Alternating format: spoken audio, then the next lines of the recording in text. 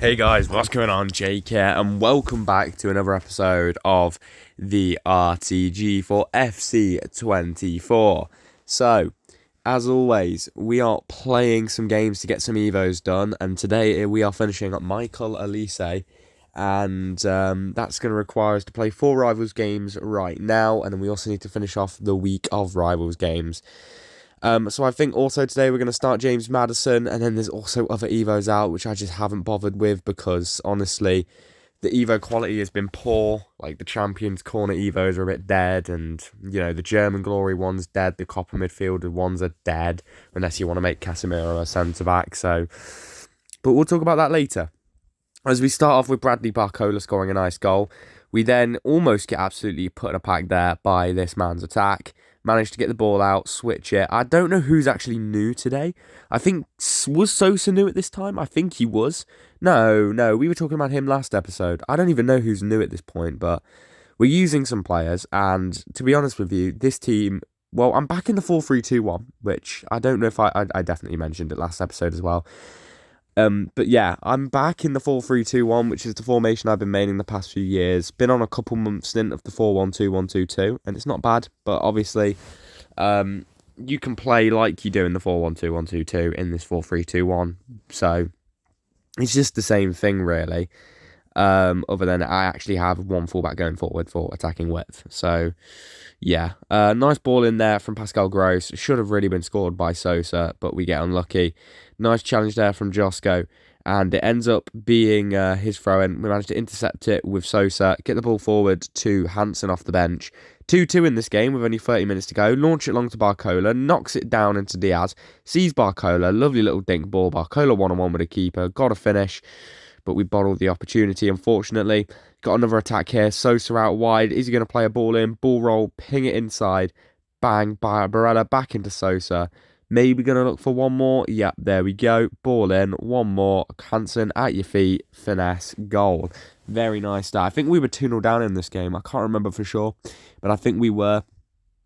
It's now 3-3. He equalised. Brilliant. But we've got Hansen making a run. Good ball over the top to Graham Hansen. There's a man in the box. It's a poor cross due to the lag, which is unfortunate. So that could be opportunity over to win this game, but we win it back with Gross. Give it in to Barcola. Barcola, nice elastico. Into Luis Diaz. Lovely little McGeady spin cancel. Ball roll. Oh, looking for the ball across. And we get the chance, and we are unable to score, and we end as a draw. And then we come up against a full Belgian team. Yeah, so that was a 3-3 draw, and now we're up against a full Belgian team. I'm just not. I don't want to talk about this game, to be honest with you. Let's just watch the action unfold, straight from the off. Yeah, it's not ideal, but we intercept the ball there with Elise, bounces straight back to his team near De Bruyne. This guy, by the way, was very, very good at FIFA. He had an awful team, or not an awful team, but not the best team, obviously not up to scratch. His keeper makes that sort of mistake, and we finish it with Barcola. Not going to do any fair play there. And he's just able to walk through me with Kevin De Bruyne and immediately score, which was the annoying thing about this game. I don't know why. I just was defending absolutely dreadfully, and I think the final score will reflect it. But Diaz gets the ball, fizzes it into Elise, who for some reason leaves it, but we get a bit of a look back. And again, maybe? I don't even know. Yep, cool, we fouled him. What are we doing? We are playing absolutely dreadfully, but Sosa wins it higher. Barcola into Diaz. Easy finesse goal. Lovely. Jubbly. I'm going to be honest with you. I'm kind of having fun on this game right now. I mean, I kind of am just playing a lot of Arc and F1 at the minute. And then, FIFA as well. Those are my main 3 games at the minute. Then sometimes other stuff as well, but it's just those are the 3 games I'm playing. Obviously, you can't make content on Arc. The F1 game I'm playing is last year's now, technically, and I'm not buying the new one yet. So I just don't really have any content to make F1 regards. But once we do get F1 24, I think I will actually do a full-fledged series for it. Because I've played so much F1 23 in the last couple months. I've played 4 seasons in the past 3-4 weeks of F1 23. And 3 16 race seasons and 110 we're about to finish. And we're still going to keep playing F123 as we absolutely rinse this man with 2 McGeady spins. But yeah, it's not awful. Coming into half-time now, it would be nice to take a 4-2 lead into half-time. Elise waits for the overlap of Sosa, finds him. Sosa, lovely ball into the box. Barcola finishes it, and that is a 4-2 lead at half-time. So we then resume to a different clip, and it's now 4-3. Intercept the ball with Gvardiol. Elise inside to Pascal Gross. Good ball from Gross to Diaz into Eze. Lovely. Okay. I could have just ran through and scored a normal goal. What is wrong with me? You know, maybe I do deserve the result that comes my way at the end of this game because I am a proper sado. Right, Elise. He's got players ahead of him. Plays it into Barcola. Nice back to Elise. Nice ball to Diaz. Well worked goal. Beautiful, beautiful, beautiful. And that is 6-4. The bit of lag there. Maldini wins it, gives it to Camavinga, into Eze, drilled into Barcola, back to Elise, back over to Barcola, and we score to make it 7-4. And that is all she wrote. I drew that game 7-7, and he equalised in the last seconds of the game because I'm an idiot. Right, into the next game we go, playing an absolute god squad with Messi, Barcola, Haaland, Bonmati. I mean, that squad is blooming ridiculous. So let's see what we can do. Considering we've just drawn to 2 players with not the best teams, and now we're playing a god squad, we're probably going to win this game now quite easily because that's how I do it. Elise gets the ball, looking for options ahead of him, plays it into Pascal Gross, who, by the way, is absolutely fantastic. And we go 1-0 there with Diaz, well-worked goal. But, like, honestly, Pascal Gross is a fantastic little card. So Sosa, by the way. Like, both of them are absolutely outstanding. I absolutely love them both. But we play it short, give it to Elise, back to Gross because he has whip plus, a ball into Gvardiol, and that is a nice goal. And a 2-0 rage quit within 15 minutes. And that is going to be Elise finished with his evolution, which is absolutely lovely. And yeah, this card just looks unreal. I haven't even used him fully upgraded yet, but I think I will be next episode. And this was the team that we were now taking into a few more games. Eze still wasn't upgraded by this point. So that kind of tells you how long ago this episode was, like, being recorded. I think he gets upgraded the next morning kind of thing, I think. I'd hope. But yeah, I have genuinely got no idea. But this is what the team looks like. Pascal Gross was absolutely unreal. Eze was very good. Maybe a bit ghosting. Elise wasn't great because he wasn't fully evolved. Barcola and Diaz were very good. I mean, there's not really much negative to say about the team. It was just all positive rainbows and sunshine, and Barcola's really stepped it up, and he looks very good. So, Evo time. Buonanotte into the attacker Evo for the Copper attackers, because the midfielder one doesn't give you as much of a stat boost, so the attacker one's probably better. And the attackers for Copper that we got weren't very good, so Buonanotte looks like a very good option with unreal dribbling. Alcaraz has got even better dribbling and also has got maxed out pace, but he doesn't have as good passing or stuff like that. But I'll probably end up doing one or both of them too because it's just nice to have them in the club. And then the only midfielder I'd consider doing is Casemiro to play centre-back, but yeah, to be fair, he does actually look quite good with really good passing. I think he's got jockey as well as a play style. So I might end up considering doing that, but it just depends how much I could be bothered to do. So yeah, because we have just got cards like Paredes getting upgraded today. And one card that we are going to be doing is James Maddison in the Attacker Euros, which means that we no longer have any of the Euro Attacker Evos available to us. And this James Maddison looks absolutely fantastic in this Evo. 5-star, 5-star, unreal stats. Give him a Hunter and he will be one of the best cards we can get, especially because I know from the start of the game his dribbling is unreal. And yeah, there we go. So we started him, got his first level done, and I think we've also done his second level at some point in this episode. I think more towards the end. But we have more gameplay to do, and this is the team we're going to be using because I wanted to try out Paredes, and I needed to get my wins for the week. We've also got Schmeichel in there. Upgraded Eze is going to be tried out in an attacking role. Dybala's back in the team. Pascal Gross, we couldn't drop him. He was that good. And yeah, this is how the team's going to play in game. Eze in the attack could be a little bit dodgy for us, but we're going to give it a go.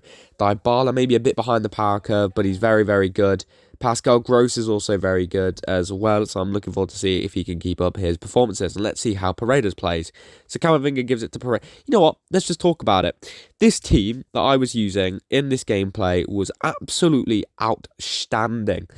I was playing really, really well. Now, Pascal Gross is a joy to behold. He is so good. If you did not do that Pascal Gross card, you have missed out thoroughly. He is absolutely fantastic. And I know he won't get many upgrades because he won't get goals and assists or appearances or stuff like that unless Germany go really far and they need him.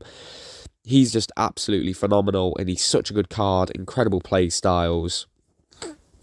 Really nice stats, even without upgrades. So, yeah. And then Leandro Paredes, he is also really, really good. That midfield of Camavinga, Paredes, and Gross is one of the best I've ever used. It was so good. Paredes was so good at dribbling and winning the ball back. Camavinga was really good at spraying the ball long, distance-wise. And then Pascal Gross was just good in the attacking third. Diaz and Barcola was as good as normal. Eze was there. He was more of the quiet attacker out of the three. But he wasn't awful. He was actually solid. His ping pass was nice. His dribbling was nice and stuff like that. But normally he would get subbed for Graham Hansen at about the 60th minute because she is just different gravy. And then the defence, Sosa is still unreal. Even though Sosa's probably not going to get upgrades because Croatia are going to get knocked out. Sosa doesn't play because of Gvardiol playing left back for Croatia. I just think that Sosa card is so good and doesn't deserve to be dropped. So he's going to stay, more than likely. Gvardiol was very good, but we are going to have to sell him later on in this video. And I do it in a genius way. If you've looked at his price recently, you'll know he's on the floor in price. So you're going to see how I do that. And I'll explain it to you at the end of the video. It's probably the last thing. Maldini was Maldini, very good as always. And then who did we have at right back today? Well, we had Schmeichel in goal. He didn't really put foot wrong. No major mistakes anyway. And then Koundé at right back as normal was just very good. You know, solid. Can go forward if I need him. We absolutely cooked that guy there and somehow don't score. So, yeah, it's not the end of the world. And, yeah, 1-0 up. 1-0 up. 1-0 up on XG at half-time. Still 0-0 in this game. So it's probably going to be one of those where we don't get the victory unless we can pull something out the bag. Camavinga gives it to Paredes into Eze. He's got options ahead of him. We've sent someone on a run. Paredes launches it long to Camavinga. We get unlucky that the touch is absolutely dreadful there. But it just comes to Dybala and he just does that. We then stupidly get a red card and concede straight away from the free kick. But we are looking to go and attack and try win this game. Maddison gives it to Camavinga. Camavinga into Sorloth. Sorloth and I absolutely bottled his chance by spamming up, by pressing RT twice and doing a heavy touch. And we actually conceded in the 91st minute. Stupidly. So that was one loss that really could have been avoided quite easily. But into the next game we go. Dybala absolutely rinses this bloke. Very nice pass, Barcola. And this guy's been rinsed already 5 minutes in and leaves at 1-0 down. Fair enough, mate. And then we play against this absolute god squad. And I think we lose this game as well. Like Van Dijk, Di Natale, Garnacho. What can you really do?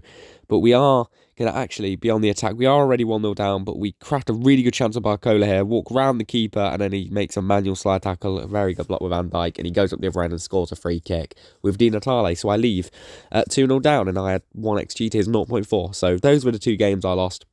Honestly, probably could have won both. They weren't very good opponents, but it is what it is.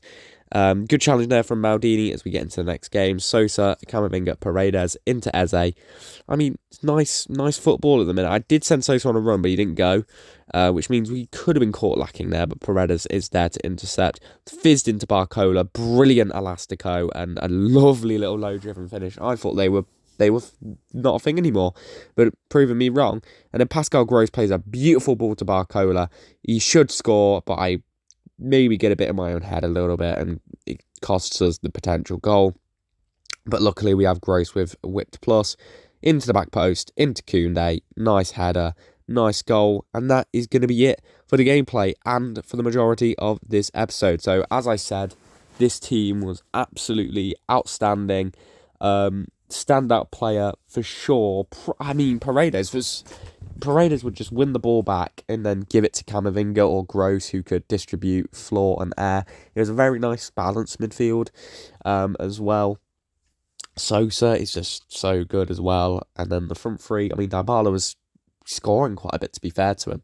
And then Barcola was, well, I mean, I didn't like him at first, but he's upgraded now as well in this episode, and we used him with the upgrade, and he was just absolutely phenomenal. The upgrades have just made him even better than before somehow. And just look at that card. That dribbling is ridiculous. The pace is ridiculous. The passing is so good. Shooting's phenomenal as well. I mean, the sniper's probably the perfect chem start for him.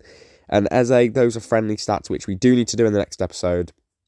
But yeah, honestly, next episode, guys, we will be doing some friendlies to get some XP and objectives that came out yesterday, and also Friday as you're watching, yeah, true, that are probably coming out very soon or have just come out. We'll also be finishing off that man, James Maddison. So next episode is more objective grinding, Maddison, and other Evos. I don't know what other Evo will do. Maybe if we get a Jarrell Quansah defender one, you could see me doing that or something like that, but you never know, but we are going to be completing an SBC now. I'm not quite sure what we're completing, but it's an 84 and an 85 rated squad.